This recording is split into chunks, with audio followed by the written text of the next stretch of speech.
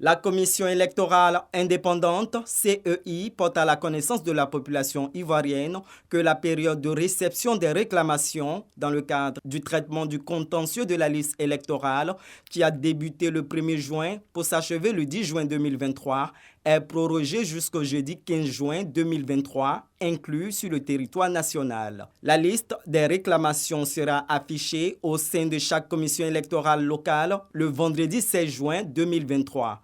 Par conséquent, les observations sur les réclamations seront reçues du samedi 17 au mercredi 21 juin 2023 inclus. Ces ajustements de délai opérés à la demande des acteurs politiques visent à prendre en compte et traiter les préoccupations de l'ensemble des parties prenantes au processus électoral. La Commission électorale indépendante compte sur le civisme de toutes et de tous pour la conduite à bonne fin de cette phase de mise à jour de la liste électorale.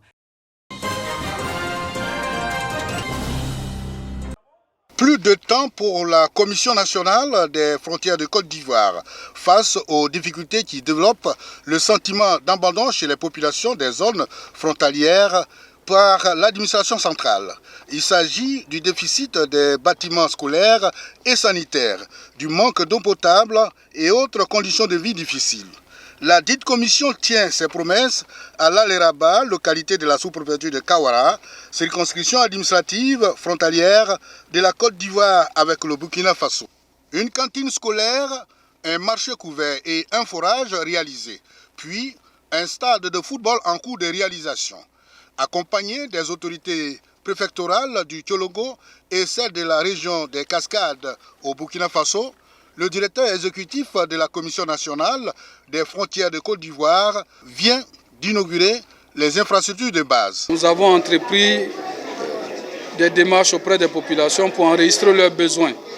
Et au titre de leurs besoins, 4 infrastructures ont été identifiées. Ces infrastructures répondent aux besoins des populations, aux besoins de renforcement de leur résilience. C'est parce que nos jeunes ne sont pas occupés qu'ils s'adonnent effectivement au gain facile des djihadistes. C'est pour les occuper, c'est pour en tout cas chasser l'oisiveté, c'est pour également renforcer leurs capacités intellectuelles et physiques. Avec les étrangers qui sont avec nous ici, donc il n'y avait pas de l'eau. Donc aujourd'hui on est content, on a eu de l'eau, il n'y a pas de problème. Pour contribuer à l'amélioration de la santé et aux actions de promotion de l'environnement, des consultations gratuites et de dépistage et un planting d'arbres ont ponctué la cérémonie qui s'inscrit dans le cadre de la Journée africaine des frontières.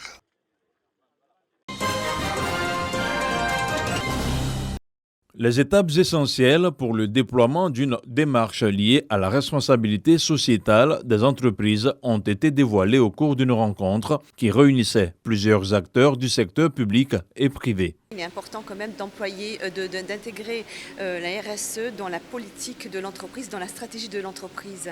Et ainsi, on a un retour sur investissement justement pérenne et sur du long terme.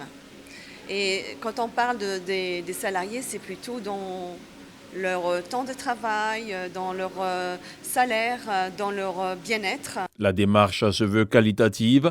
Mieux, elle devrait permettre à une entreprise lambda d'identifier et d'évaluer l'impact de ses activités sur plusieurs aspects. Les différents panélistes nous ont vraiment aiguillés sur la démarche à suivre pour intégrer, mettre en place une stratégie RSE, comment comprendre les enjeux autour de la démarche RSE et comment mobiliser l'ensemble des parties prenantes. Fidèle à sa mission de proposition de solutions aux défis mondiaux, le Pacte mondial des Nations Unies participait également à la rencontre. Contribue à cette démarche-là de sensibiliser les entreprises ivoiriennes pour qu'elles s'engagent de plus belle, avec de nouvelles actions, de nouveaux engagements et de manière encore une fois intentionnelle, relier leurs initiatives RSE au développement durable en partenariat avec le système des Nations Unies et le gouvernement ivoirien. Pour ne citer que le 7e principe du Pacte mondial des Nations Unies, les entreprises sont invitées à appliquer l'approche de précaution face aux problèmes touchant l'environnement, une attitude socialement responsable qui lutte également contre la corruption. Démarrée à Dabou, la caravane de paix de la Coalition nationale pour le sursaut CONASU est à Daloa dans la région du Haut-Sassandra. Préserver un climat de paix pendant les élections locales du nord au sud, de l'est à l'ouest en passant par le centre, c'est l'objectif principal de cette tournée. Nous sommes venus dire à la population de ne plus s'apeurer pendant les périodes électorales. Les élections sont donc un jeu sain, l'expression de la démocratie, qui ne doivent plus donc perturber le quotidien de nos populations.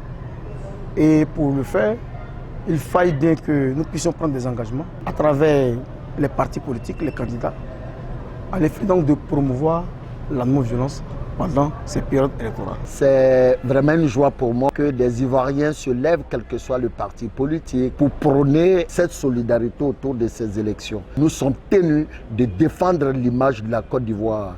Et chaque parti politique a une envie, c'est de faire en sorte qu'il y ait l'émergence en Côte d'Ivoire. Les partis politiques, à travers leurs militants, s'engagent à maintenir la flamme de paix et la cohésion à Daloa. Les villages environnants sont également concernés, notamment le village de Zaha, qui a connu des violences lors des élections locales passées.